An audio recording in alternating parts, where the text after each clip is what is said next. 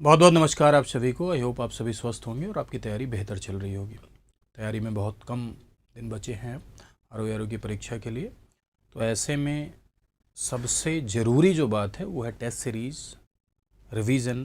तो अब इस समय जो ज़्यादा फोकस करना है आपको टेस्ट सीरीज पर करना है और रिवीजन पर करना है। ठीक है, आज के इस सत्र में हम लोग चर्चा करेंगे अनुच्छेद 1 पर, यानी आर्टिकल 1 पर बातचीत करेंगे कि अनुच्छेद 1 में क्या क्या बातें हैं और इससे किस तरह के प्रश्न बन सकते हैं, किस तरह से फैक्चुअल अप्रोच के प्रश्न आपके यहाँ पूछे जा सकते हैं अनुच्छेद 1 से। तो देखिए, article 1 of the constitution Bharat के पॉलिटिकल स्ट्रक्चर की बात करेगा। आर्टिकल 1 का जो पहला क्लॉज है, आर्टिकल 1 का पहला क्लॉज कहता है कि India that is Bharat shall be union of state. India जो कि भारत है, इंडिया जो कि भारत है, राज्यों का एक संघ होगा। ठीक है, राज्यों का संघ होगा। अब इंडिया जो कि भारत है, राज्यों का एक संघ होगा, तो यहाँ से भी सवाल बनते हैं। इंडिया और भारत जो यहाँ पर लिखा हुआ है, इससे भी सवाल बनते हैं कि भारत के औपचारिक नाम कौन कौन से हैं जिनकी चर्चा संविधान में की गई है। तो देखिए, हिंदुस्तान, आर्यावर्त, जम्मू द्वीप, इन सारे शब्दों का नाम हमारे देश की संविधान सभा में लिया गया जब संविधान बन रहा था, लेकिन औपचारिक रूप से दो ही नाम को स्वीकार किया गया है कि इंडिया और भारत। तो इंडिया और भारत दो ही नामों को औपचारिक रूप से इंडियन कॉन्स्टिट्यूशन में स्वीकार किया गया है। अब India that is Bharat shall be union of state, राज्यों का संघ होगा, यूनियन ऑफ स्टेट होगा।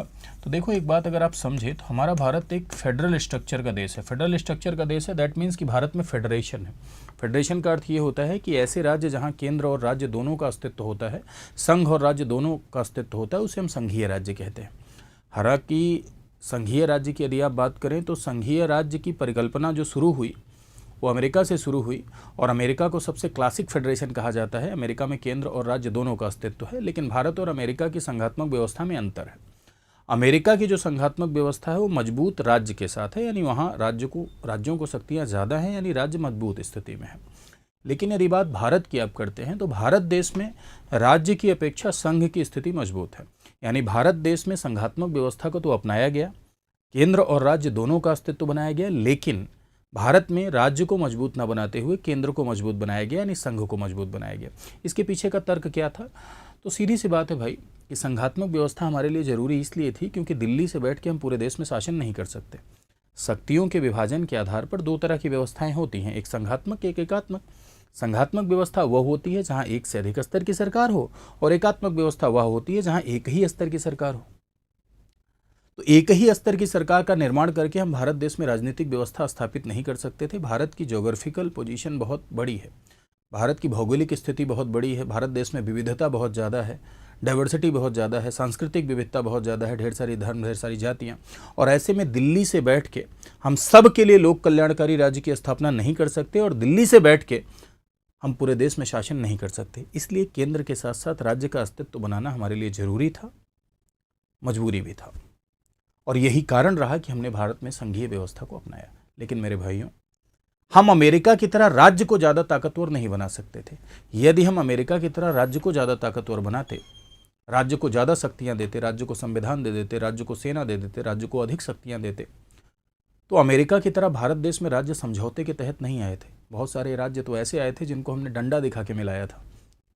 तो ऐसे में राज्य अलग होने का प्रयास करते, भारत से अलग होने का प्रयास करते, और इससे देश की एकता और अखंडता पर खतरा पैदा होता। तो भारत की यूनिटी और इंटीग्रिटी को मेंटेन रखने के लिए, देश की एकता और अखंडता को सुनिश्चित करने के लिए हमने केंद्र और राज्य दोनों का अस्तित्व क्रिएट किया, लेकिन सेंटर की तरफ व्यवस्था झुका दी, यानी यूनियन की तरफ व्यवस्था टिल्ड कर दी, यानी मजबूत केंद्र के साथ संघवाद का निर्माण हमने किया। जैसे आपसे कहा जाएगा कि भारत संघ है, तो जी हाँ है। भारत संघीय व्यवस्था का राज्य है, जी हाँ संघीय व्यवस्था का राज्य है। क्या भारत में संघात्मक और एकात्मक दोनों लक्षण है? जी हाँ, क्योंकि केंद्र मजबूत किया। अब जो बातें केंद्र को मजबूत बनाती हैं वो एकात्मक लक्षण कहलाती हैं, और जो बातें केंद्र और राज्य दोनों के अस्तित्व को बरकरार रखती हैं वो संघात्मक लक्षण कहलाती हैं। तो मजबूत केंद्र के साथ संघवाद भारत है, हाँ है। भारत देश में संघीय व्यवस्था है, जी हाँ है। लेकिन क्या भारत अमेरिका की तरह क्लासिक फेडरेशन है? नहीं, गलत हो जाएगा। क्या भारत सिर्फ एकात्मक है? नहीं, गलत हो जाएगा। क्या भारत कैनेडियन मॉडल पर आधारित है? सही है, क्योंकि भारत की संघात्मक व्यवस्था कैनेडियन मॉडल पर आधारित है, क्योंकि केंद्र मजबूत है। क्या भारत की संघात्मक व्यवस्था में केंद्र की मजबूती ये दर्शाती है कि भारत अर्धसंघीय चरित्र का है? तो हाँ, ऐसा मैं नहीं कह रहा हूँ, ऐसा केसीवेयर साहब ने कहा कि भारत अर्ध संघीय प्रकृति का है, सेमी फेडरल है या क्वासी फेडरल है। ऐसा इसीलिए कहा क्योंकि एकात्मक और संघात्मक दोनों लक्षण हैं और केंद्र की तरफ झुकाव है। तो क्या भारत के संविधान में एकात्मक और संघात्मक दोनों लक्षण विद्यमान है? जी हाँ। क्या भारत के संविधान की आत्मा संघात्मक है, आत्मा एकात्मक है, व्यवस्था संघात्मक है? जी हाँ, ये भी सही होगा। तो ध्यान रखिएगा, अगर आपसे पूछे अमेरिका की तरह पूर्ण संघीय है, गलत। पूर्ण संघीय है अकेले भी पूछे, गलत।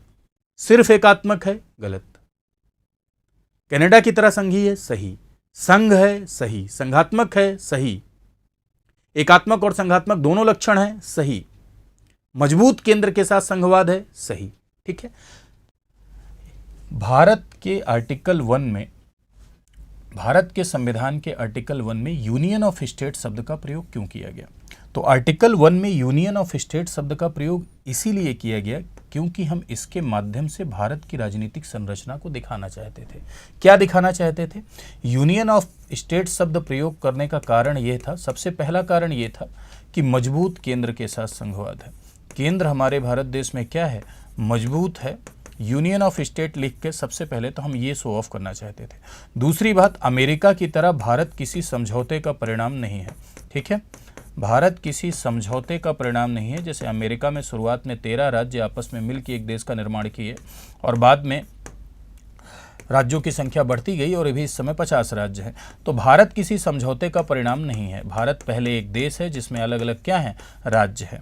भारत शरीर की तरह है। जिस तरह शरीर से शरीर के अंगों को अलग नहीं कर सकते हैं, उसी तरह भारत से भारत के राज्यों को अलग नहीं कर सकते। भारत में राज्य अलग नहीं हो सकते। भारत में राज्य अलग नहीं हो सकते। सबसे पहला बात कि भारत में राज्य अलग नहीं हो सकते। दूसरी बात, भारत किसी समझौते का परिणाम नहीं है। तीसरी बात, भारत देश में केंद्र और राज्य दोनों का अस्तित्व है, लेकिन केंद्र क्या है? मजबूत है। ये 3 सबसे महत्वपूर्ण कारण हैं जिसकी वजह से आर्टिकल 1 में भारत के राजनीतिक ढांचे को दिखाने के लिए भारत के लिए यूनियन ऑफ स्टेट शब्द का प्रयोग किया गया, राज्यों का एक संघ का प्रयोग किया गया। खैर, कभी कभी क्या होता है कि सवालों में इस तरह से लिखा रहता है कि भारत सेट ऑफ स्टेट है, ग्रुप ऑफ स्टेट है, यूनियन ऑफ स्टेट है। तो अंग्रेजी वाला पढ़ लिया करिए। अंग्रेजी वाला अगर आप पढ़ेंगे तो सही उत्तर कर पाएंगे, यूनियन ऑफ स्टेट है। ठीक है, तो यहां पर 2 सवाल आपके बन सकते हैं। पहला, set of state, group of state, union of state में कौन सा सही है? तो आप यूनियन ऑफ स्टेट टिक करके आएंगे। दूसरा, 2 औपचारिक नाम इंडिया और भारत, और बाकी क्या कारण रहे कि जिनकी वजह से राज्यों का संघ यूनियन ऑफ स्टेट शब्द का प्रयोग किया गया, बल्कि फेडरेशन ऑफ स्टेट शब्द का प्रयोग नहीं किया गया। भारत भाई फेडरल कंट्री है ना, केंद्र और राज्य दोनों है, तो ऐसे में फेडरेशन ऑफ स्टेट शब्द का प्रयोग कर सकते थे। क्यों फेडरेशन ऑफ स्टेट शब्द का प्रयोग नहीं किया? इसलिए नहीं किया कि भारत अमेरिका की तरह कोई क्लासिक फेडरेशन नहीं है। हम इस राजनीतिक ढांचे को दिखाना चाहते थे कि भारत देश में केंद्र मजबूत है, भारत किसी समझौते का परिणाम नहीं है और भारत देश में राज्य अलग नहीं हो सकते हैं। इसीलिए हमने यूनियन ऑफ स्टेट शब्द का प्रयोग किया। तो यह है आर्टिकल 1 का पहला क्लॉज। आर्टिकल 1 का दूसरा क्लॉज क्या कहता है कि राज्य और राज्य क्षेत्र, राज्य और राज्यों के क्षेत्र, राज्य क्षेत्र वे होंगे जो अनुसूची 1 में उल्लिखित हैं।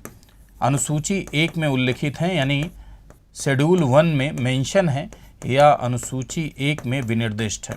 राज्य और राज्य क्षेत्र वे होंगे जो अनुसूची 1 में विनिर्दिष्ट हैं, यानी अनुसूची 1 में मेंशन है या उल्लिखित हैं। इसका क्या मतलब है? तो देखिए, अनुसूचियां क्यों बनाई गई? ऐसी बातें जो संविधान के अनुच्छेद में हम नहीं रख सकते थे, बहुत बड़ी थी।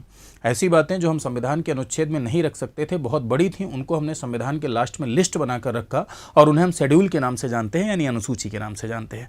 और भारत देश में पहली अनुसूची राज्यों के नाम इत्यादि के बारे में बताती है। तो राज्यों की जो लिस्ट है वो पहली अनुसूची में दी गई है। तो आर्टिकल 1 में अगर हम उसे रखते तो बहुत बड़ा हो जाता है। इसीलिए आर्टिकल 1 के सेकंड क्लॉज में हमने ये मेंशन कर दिया कि राज्य और राज्य क्षेत्र वो होंगे जो शेड्यूल 1 में लिखे गए हैं। यानी इसके लिए आपको रिफर कर दिया गया शेड्यूल 1 की, शेड्यूल 1 देख लीजिए राज्य और राज्यों के क्षेत्र के लिए, नाम के लिए। ठीक है, चलिए आर्टिकल 1 का जो थर्ड क्लॉज है, आर्टिकल 1 का थर्ड क्लॉज क्या कहता है? आर्टिकल 1 का थर्ड क्लॉज बताता है territory of the union. Territory of the union यानी संघ का क्षेत्र। संघ का क्षेत्र का अर्थ है कि भारत के क्षेत्र में क्या क्या शामिल होगा। Territory of the union means कि भारत के क्षेत्र में क्या क्या शामिल होगा। तो भैया भारत के क्षेत्र में क्या शामिल होगा? राज्य शामिल होगा क्या? जी हाँ। भारत के क्षेत्र में यूनियन टेरिटरी, संघ शासित प्रदेश शामिल होगा क्या? जी हाँ। और एक बात लिखी गई, जो भारतीय संविधान निर्माताओं के दूरदर्शिता को दर्शाती है कि अर्जित राज्य क्षेत्र। अर्जित राज्य क्षेत्र मीन्स कि यदि हम किसी भी क्षेत्र को एक्वायर करेंगे, यानी हम किसी भी क्षेत्र को ग्रहण करेंगे, जैसे मान लीजिए कि हमने चाइना पे कब्जा कर लिया, नूडल हमारा, ठीक है, तो चाइना पे हमने कब्जा कर लिया, तो चाइना अनुच्छेद 1 क्लॉज 3 के अकॉर्डिंग वह क्षेत्र हमारा होगा। यानी यदि हम किसी क्षेत्र को एक्वायर करते हैं तो भारत का भाग माना जाएगा। आपके मन में प्रश्न उठ रहा होगा कि किसी भी क्षेत्र को हम एक्वायर कैसे कर सकते हैं भैया? तो किसी भी क्षेत्र को एक्वायर करने का एक तरीका है, विजय के द्वारा हम जीत लें। जैसे गोवा हम जीत कर ले आए, है ना, 1961 में, 1961 में ऑपरेशन विजय के द्वारा गोवा को शामिल किया। दूसरा, संधि के द्वारा, जैसे जो फ्रांसीसी टेरिटरी, फ्रांसीसी क्षेत्र हमारे भारत देश में हुआ करते थे, उनको हमने संधि के द्वारा हम भारत देश में मिलाए, तो संधि। और तीसरा है दावा करके, यानी क्लेम करके। यानी मान लो समुद्र में कोई द्वीप निकला, ठीक है, समुद्र में कोई ऐसा क्षेत्र है जो निकलकर सामने आया जिस पर किसी का दावा नहीं है, तो उस पर हमारी इंडियन आर्मी गई, अपना तिरंगा गाड़ के चली आई और उस पर दावा किया। यानी किसी भी क्षेत्र को दावा करके भी हम एक्वायर कर सकते हैं, संधि से एक्वायर कर सकते हैं, विजय से एक्वायर कर सकते हैं। तो अनुच्छेद 1 का जो तीसरा क्लॉज है, तीसरा क्लॉज भारत के क्षेत्र की बात करता है। और भारत के क्षेत्र में क्या क्या शामिल होगा भाई? राज्य शामिल होगा, संघ शासित प्रदेश शामिल होगा, और ऐसे क्षेत्र जो हम एक्वायर करेंगे, यानी ऐसे क्षेत्र जो हम अर्जित करेंगे, वो भी भारत का भाग माने जाएंगे, वो भी भारत का क्षेत्र माने जाएंगे। तो एक बार फिर से सुनिएगा, सारी बातें एक बार मैं समाहित कर दे रहा हूं, मात्र 1 मिनट में समझिए। हमारी चर्चा का उद्देश्य आज था अनुच्छेद 1। अनुच्छेद 1 भारतीय संविधान का अनुच्छेद 1 में सबसे पहली बात जो आर्टिकल 1 की क्लॉज 1 में लिखी हुई है कि India that is Bharat shall be union of state, यानी भारत राज्यों का एक संघ होगा। भारत राज्यों का एक संघ होगा, यूनियन ऑफ स्टेट होगा। भारत एक फेडरल कंट्री है, फेडरेशन ऑफ स्टेट शब्द का प्रयोग न करते हुए हमने यूनियन ऑफ स्टेट शब्द का प्रयोग किया। क्यों? क्योंकि भारत किसी समझौते का परिणाम नहीं है। भारत के राज्य भारत से अलग नहीं हो सकते। जिस तरह से शरीर के अंगों को नहीं अलग किया जा सकता, उसी तरह भारत से भारत के राज्यों को अलग नहीं किया जा सकता। और भारत देश में केंद्र और राज्य दोनों हैं, लेकिन केंद्र मजबूत है। इसी बात को दिखाने के लिए हमने भारत के लिए, भारत के राजनीतिक ढांचे के लिए यूनियन ऑफ स्टेट शब्द का प्रयोग किया। ठीक है। दूसरी बात, आर्टिकल 1 संघ के क्षेत्र की भी बात करता है कि यानी भारत के क्षेत्र में कौन कौन सम्मिलित होगा। तो भारत के क्षेत्र में संघ सम्मिलित होगा, यूनियन टेरिटरी सम्मिलित होगा, और ऐसे क्षेत्र जो हम एक्वायर करेंगे वो भी सम्मिलित होंगे। यदि भारत के औपचारिक नामों की बात की जाएगी तो भारत के औपचारिक नामों मैंने आपको बताया कि इंडिया और भारत 2 ही औपचारिक नाम की चर्चा संविधान में की गई है। इसके अलावा और किसी औपचारिक नाम की चर्चा संविधान में नहीं की गई है। ठीक है। दूसरी बात कि भारत क्या एक संघीय व्यवस्था का देश है? तो इसमें लोग कंफ्यूज रहते हैं, अर्धसंघ रटते रहते हैं। तो जी हाँ, भारत एक संघीय व्यवस्था का देश है, इसमें कोई बुराई नहीं है कहने में, संघात्मक है, कोई बुराई नहीं है। कॉसी फेडरल भी कहा, अर्धसंघी भी कहा, केसी वेयर ने, ये भी कह सकते हैं, कोई बुराई नहीं है। ये सब अगर ऑप्शन में आए तो आप सही टिक करिएगा। बस ध्यान रखिएगा, पूर्णतः एकात्मक कहा जाए तो गलत होगा, पूर्ण संघी कहा जाए तो गलत होगा, अमेरिका की तरह संघी कहा जाए तो गलत होगा, क्लासिक फेडरेशन कहा जाए तो गलत होगा, लेकिन कनाडा की तरह संघी कहा जाए तो सही होगा, सिर्फ संघी कहा जाए तो सही होगा, सिर्फ संघात्मक कहा जाए तो सही होगा, संघ कहा जाए तो सही होगा, अर्धसंघ कहा जाए तो सही होगा। ठीक है। तो आई होप आपने इस सेशन को पसंद किया होगा। अगर आपको अच्छा लगा हो तो ज़रूर बताइएगा और अपने दोस्तों के मध्य इसे शेयर भी करिएगा। इस सेशन का उद्देश्य यही है कि छोटे छोटे क्लिप के माध्यम से, छोटे छोटे वीडियोज़ के माध्यम से आपको परीक्षा के लिए जो महत्वपूर्ण बातें हैं उनसे अवगत कराया जाए, और परीक्षा से पहले वो फैक्ट या वो कॉन्सेप्ट जो परीक्षा के लिए ज़रूरी हैं उन कॉन्सेप्ट से भी आपको अवगत कराया जाए। ठीक है। तो चलिए, खूब खुश रहिए, खूब स्वस्थ रहिए, खूब आगे बढ़िए। बहुत बहुत नमस्कार आप सभी को, और मेरी शुभकामनाएं कि आप सब चयनित हों और देश के विकास का, समाज के विकास का माध्यम बने। नमस्कार।